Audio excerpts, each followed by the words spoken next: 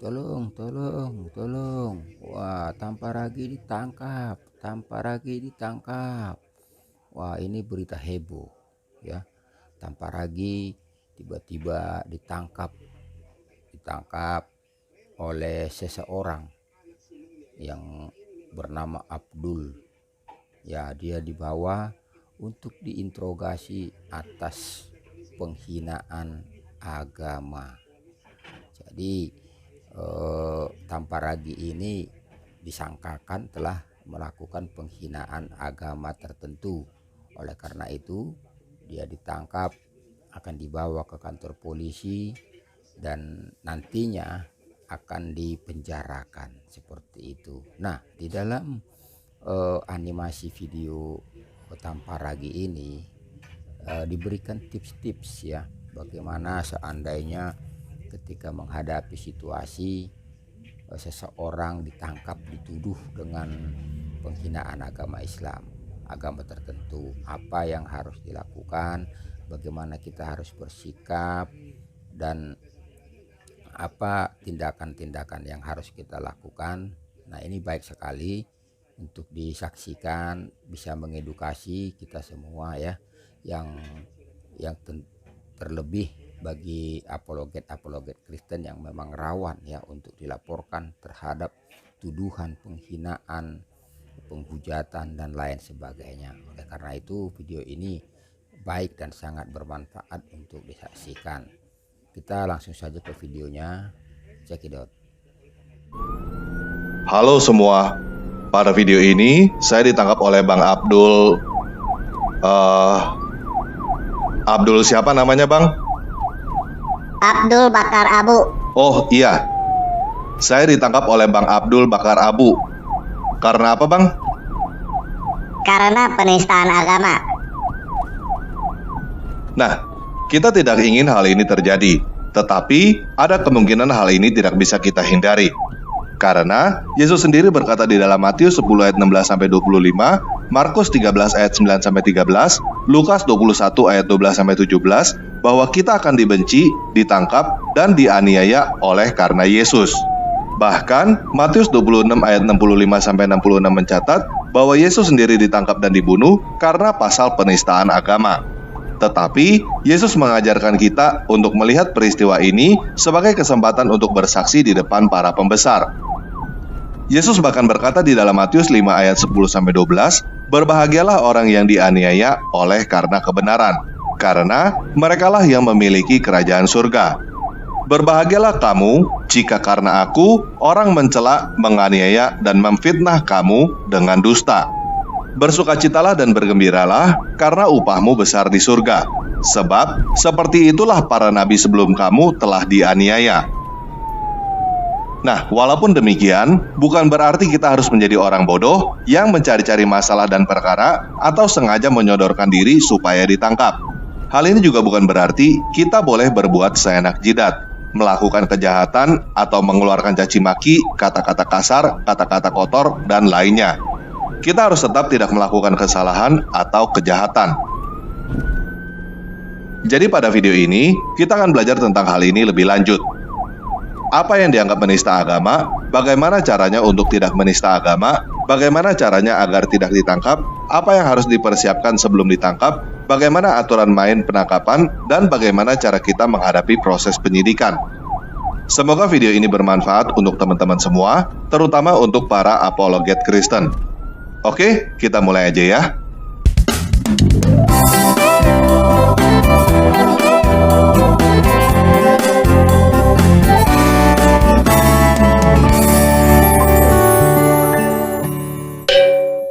Nah, kita semua tahu bahwa hukum penistaan agama tajam ke minoritas dan tumpul ke mayoritas.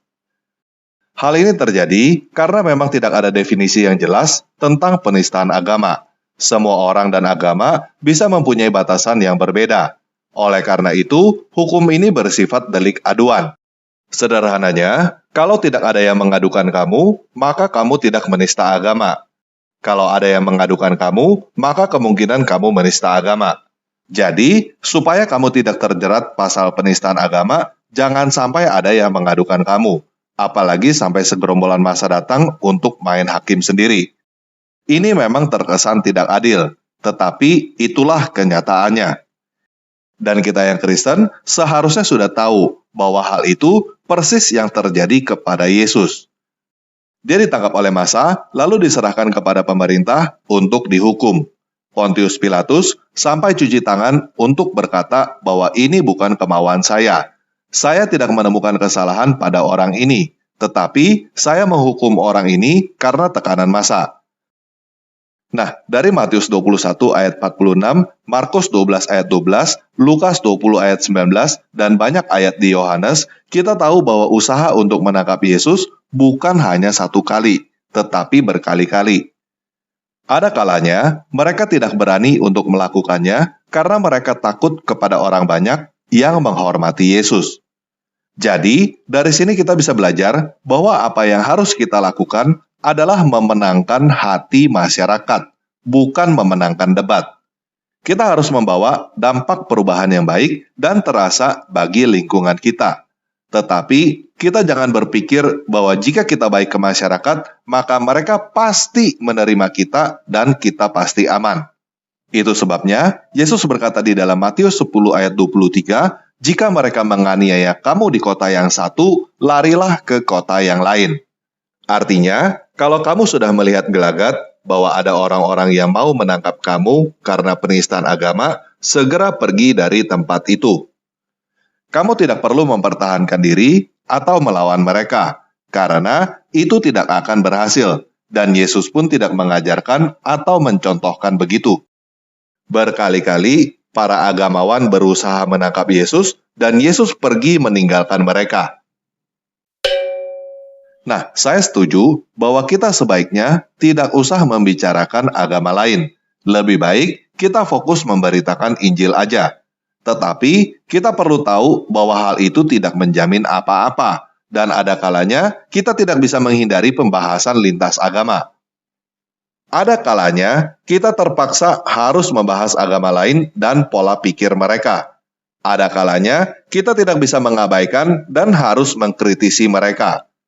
Jadi, salah satu hal yang harus kita pelajari adalah bagaimana cara berbicara kepada mereka.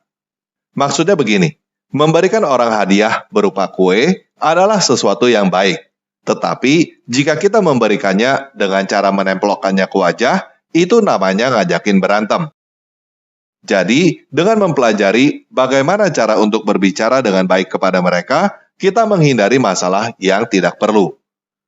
Nah, ada dua hal penting yang harus kita ingat dalam berbicara dengan mereka. Yang pertama adalah jangan menggunakan sumber yang tidak otentik.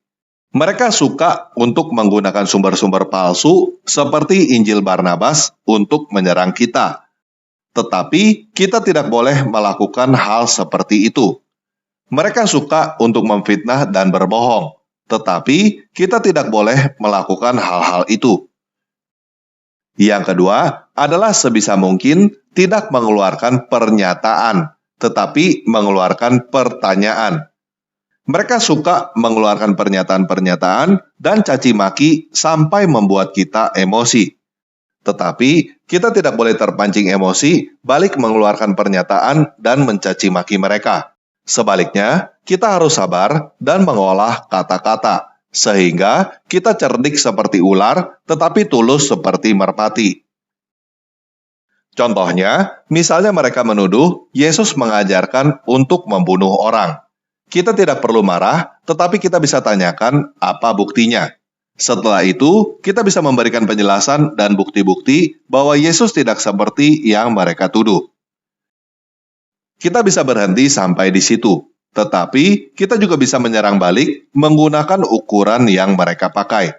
Caranya adalah memberikan bukti-bukti yang menunjukkan bahwa merekalah yang melakukan hal itu. Tetapi, kita jangan memberikan bukti-bukti dengan menggunakan pernyataan. Seperti, Nabi kamulah yang sebenarnya menyuruh untuk membunuh orang. Gunakan pertanyaan. Berdasarkan bukti-bukti ini, menurut kamu, bukankah sebenarnya Nabi kamu yang menyuruh untuk membunuh orang? Dengan demikian, mereka tidak punya dasar untuk berkata bahwa kita menista agama mereka. Karena kita tidak memfitnah, tidak berbohong, tidak mencaci maki, dan bahkan tidak membuat pernyataan. Kita hanya memberikan data dan bertanya. Sampai di sini cukup jelas ya?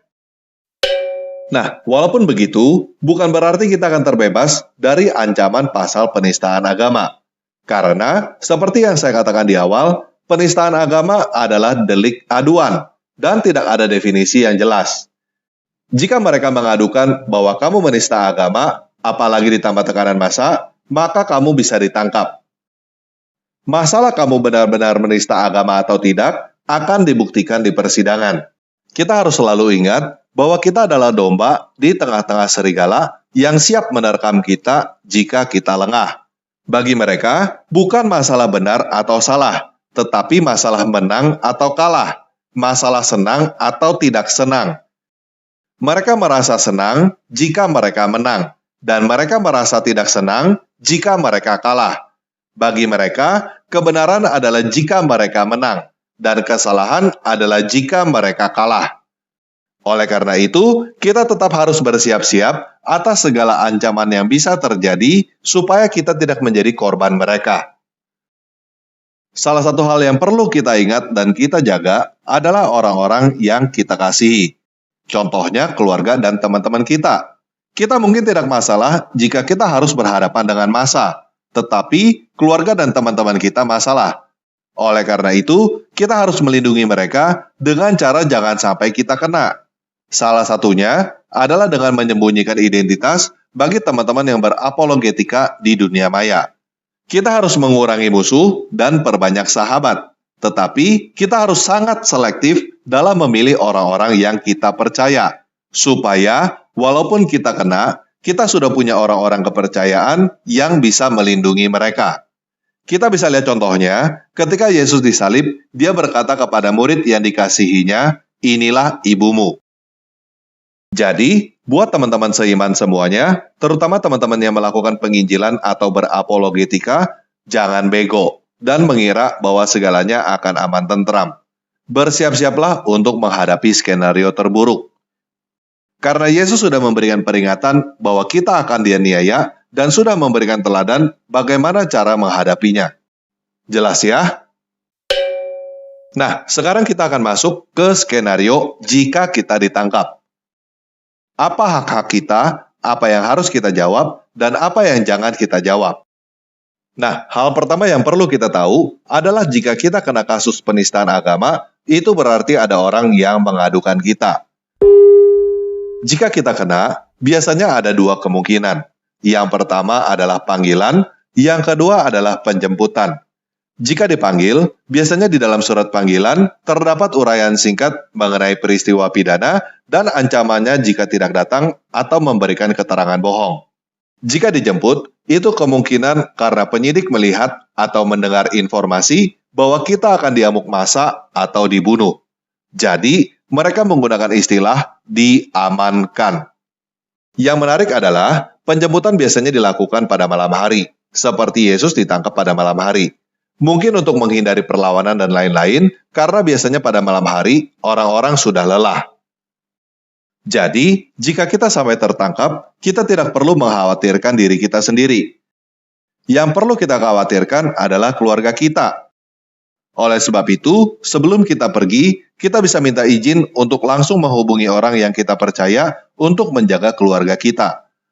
Minta orang yang kita percaya itu untuk mengajak keluarga kita pergi sementara supaya terhindar dari penganiayaan yang bisa terjadi kepada mereka oleh amukan massa. Salah satu hal yang biasanya terjadi adalah ada oknum-oknum yang berusaha menghubungi keluarga kita untuk menawarkan jasa, bayar sekian supaya kita dibebaskan. Itu adalah penipuan. Kita tidak akan keluar walaupun kita bayar. Itu sebabnya ada baiknya keluarga kita pindah dulu ke tempat lain yang lebih aman. Nah, selain kita harus punya persiapan orang yang akan menjaga keluarga kita, tentunya kita seharusnya juga sudah punya persiapan seorang pengacara yang akan mendampingi kita. Tetapi, ada kemungkinan pengacara itu tidak ada di samping kita ketika kita di BAP. Mungkin penyidik akan berkata tidak perlu pengacara karena kita hanya diperiksa sebagai saksi. Oleh karena itu, kita harus tetap paham apa hak-hak dasar kita dan bagaimana kita harus menjawab. Karena apapun juga yang kita katakan bisa meringankan atau memberatkan kita. Selamat malam Pak dan Pak Ragi. Apakah ente sehat? Nah, proses BAP sudah dimulai dari pertanyaan pertama ini. Biasanya, kita langsung refleks jawab sehat jika kita diberi pertanyaan seperti itu. Tetapi, kali ini kita harus jujur, apakah kita sedang sehat atau tidak. Jika kita sehat, maka proses berjalan. Jika kita tidak sehat, maka kita akan diperiksa apakah kita bisa menjalani proses pemeriksaan. Jika kita memang terbukti tidak sehat, maka pemeriksaan bisa ditunda. Proses BAP bisa menjadi proses yang panjang dan melelahkan. Jika status kamu dipanggil, penyidik punya waktu maksimum 12 jam untuk menetapkan kamu sebagai tersangka atau tidak. Sedangkan, jika kamu dijemput, penyidik punya waktu maksimum 24 jam untuk menetapkan kamu sebagai tersangka atau tidak. Jika lewat dari itu, dan kamu belum dinyatakan sebagai tersangka, maka kamu harus dibebaskan. Jika kamu belum siap, kamu bisa minta izin untuk berdoa dan baca Alkitab. Karena kamu mempunyai kebebasan beragama dan itu dijamin oleh pemerintah. Dan jika kamu lapar, kamu bisa katakan bahwa kamu lapar supaya kamu diberikan makanan. Sehat, Pak? Nama lengkap ente siapa? Tanpa Ragi. Nama panggilan ente siapa? TR. Usia ente berapa? 21 tahun. Alamat ente di mana? Jalan Surga nomor 1, Komplek Kayalan Indah. Nah, ketika ditanya identitas seperti ini, kamu bisa minta nomor NPWP kamu dicantumkan juga. Kamu tidak akan ditanya NPWP oleh penyidik. Tetapi, kita belajar dari Rasul Paulus di Kisah Para Rasul 16, 22, dan 33 yang mendapatkan perlakuan berbeda ketika pemerintah mengetahui bahwa Paulus adalah seorang warga negara. Dengan meminta nomor NPWP kamu dicantumkan, kamu menyatakan bahwa diri kamu adalah warga negara yang taat bayar pajak, yang artinya kamu adalah salah satu orang yang menggaji penyidik yang memeriksa kamu itu. Jadi, secara tidak langsung, kamu mengingatkan kepada penyidik itu dan pengadilan nanti bahwa kamu adalah warga negara yang harus dihargai dan diperlakukan dengan adil. Orang-orang yang melaporkan kamu belum tentu punya NPWP dan bayar pajak. Pak, nomor NPWP saya 123-456-789. Tolong dicantumkan juga ya. Oke. Pak, apa yang sebenarnya terjadi? Bisa diceritakan semuanya dari awal? Nah, menghadapi pertanyaan ini, biasanya kita langsung nyerocos panjang lebar, berusaha menjelaskan bahwa kita tidak bersalah. Tetapi, itu adalah sikap yang kurang tepat. Karena, di dalam banyak berbicara, banyak kesalahan. Penyidik malah mungkin bisa menemukan hal-hal lain yang bisa menambah daftar kesalahan kita. Misalnya, kamu bercerita bahwa kamu buru-buru naik motor sehingga lupa pakai helm. Itu tidak ada urusannya dengan penistaan agama. Tetapi, itu bisa menjadi pasal tambahan yang menjerat kamu. Kamu melanggar lalu lintas. Jadi, pemeriksaan itu bukan ajang curhat. Di dalam pemeriksaan, apapun perkataan kamu, itu akan dicatat dan bisa dijadikan bukti untuk memberatkan kamu. Oleh sebab itu, sikap yang benar di dalam pemeriksaan adalah hanya menjawab apa yang ditanya secara spesifik. Jangan sok tahu dan jangan menjawab apa yang tidak ditanyakan. Menceritakan apa, Pak? Masa ente tidak tahu? Tidak tahu apa, Pak? Tolong ditanya dengan lebih spesifik, supaya saya bisa menjawab dengan benar. Coba ingat-ingat lagi. Ingat-ingat apa, Pak? Jangan pura-pura tidak tahu. Maaf, Pak. Saya benar-benar tidak tahu apa yang Bapak maksud. Ente melakukan penistaan agama. Kenapa ente melakukannya? Saya tidak melakukan penistaan agama, Pak. Saya tidak paham apa yang Bapak bicarakan. Perbuatan saya yang mana yang Bapak maksud penistaan agama? Video ente di YouTube yang viral karena menista agama. Saya tidak tahu video saya yang mana yang Bapak maksud viral karena menista agama. Ente benar-benar tidak tahu? Saya tidak mengerti apa yang sedang Bapak bicarakan. Ane kasih ente waktu untuk ingat-ingat lagi. Awas, kalau ente berbohong, ente akan dipenjara.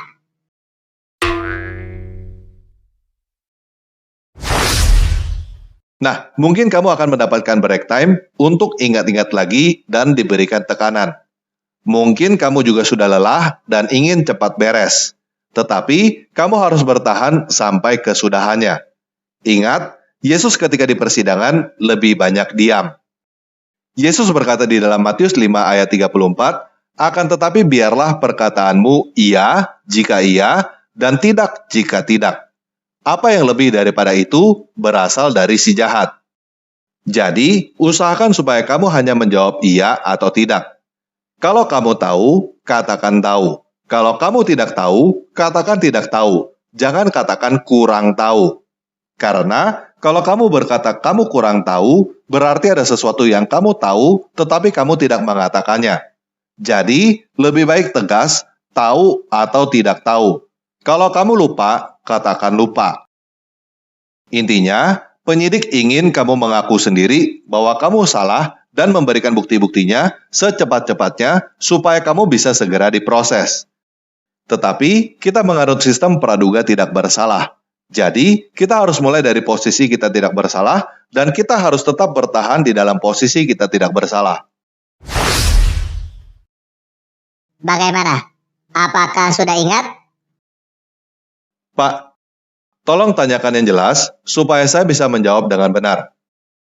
Ente berkata bahwa Muhammad bukan nabi, kan? Kapan, Pak? Jangan pura-pura tidak tahu. Saya bukan pura-pura tidak tahu, Pak. Saya perlu tahu kapan dan di mana yang Bapak maksud. Jangan bohong.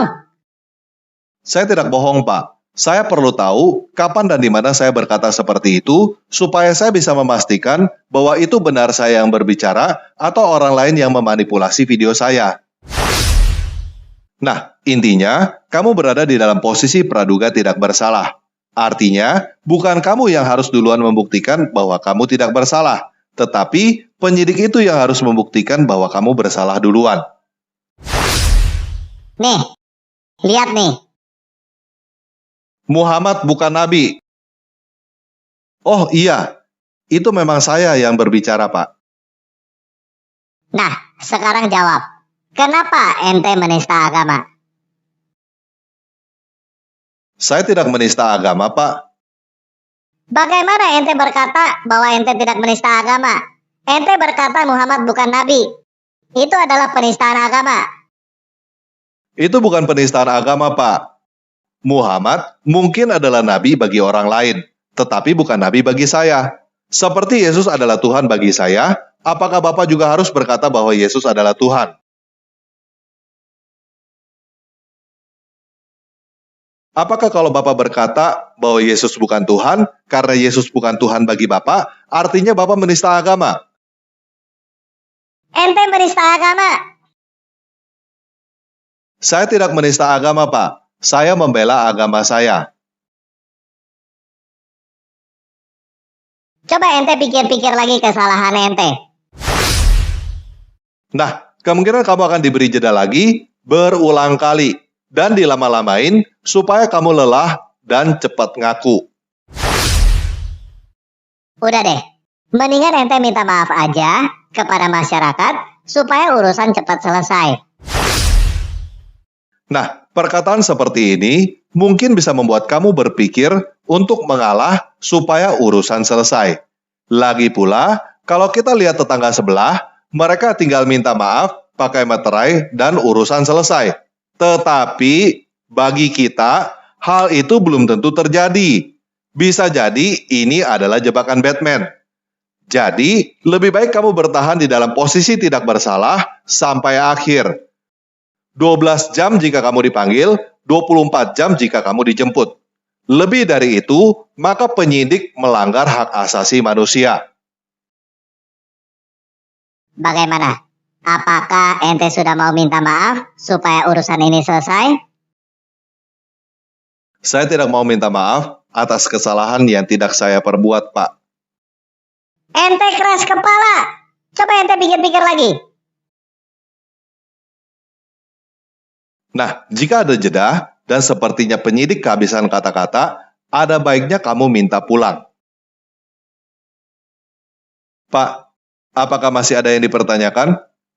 Kalau sudah tidak ada pertanyaan lagi, saya mau minta izin pulang, Pak.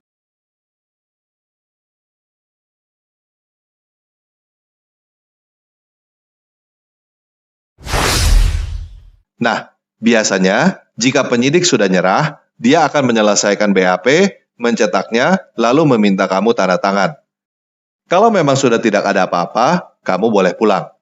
Tetapi, ingat, ketika kamu diberikan BAP untuk kamu tanda tangani, kamu harus membaca BAP itu dengan teliti.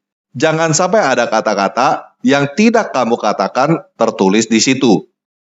Kalau ada keterangan yang bukan berasal dari kamu harus meminta keterangan itu untuk dihapus. Dan jika NPWP atau ada keterangan penting dari kamu yang tidak dicantumkan, kamu bisa minta untuk dicantumkan. Jika semuanya sudah selesai, kamu bisa tanda tangan dan minta izin untuk pulang.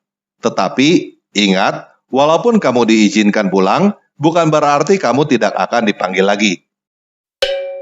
Nah, ini adalah skenario terbaik yang bisa terjadi jika kita tidak melakukan kesalahan pada kasus-kasus biasa. Tetapi, karena kasus penistaan agama adalah delik aduan yang kencang kandungan politik dan tekanan massanya, saya tidak tahu bagaimana triknya sehingga orang seperti Pak Ahok aja harus masuk karena pasal penistaan agama. Jadi, yang perlu diperhatikan adalah bukan kita dipenjara atau tidak, bukan kita dianiaya atau tidak, tetapi jika hal itu terjadi, bagaimana kita menggunakan peristiwa itu sebagai kesempatan untuk memberitakan Injil. Pesan yang harus kita sampaikan adalah walaupun kita diperlakukan tidak adil, walaupun kita ditindas dan dianiaya, kita tidak membalas kejahatan dengan kejahatan. Tetapi kita tetap mengasihi mereka yang menganiaya kita. Dengan demikian, kita menunjukkan bukti pengajaran Yesus Kristus yang sejati. Oke, sekian video kali ini. Yesus Kristus penguasa saya, mengasihi.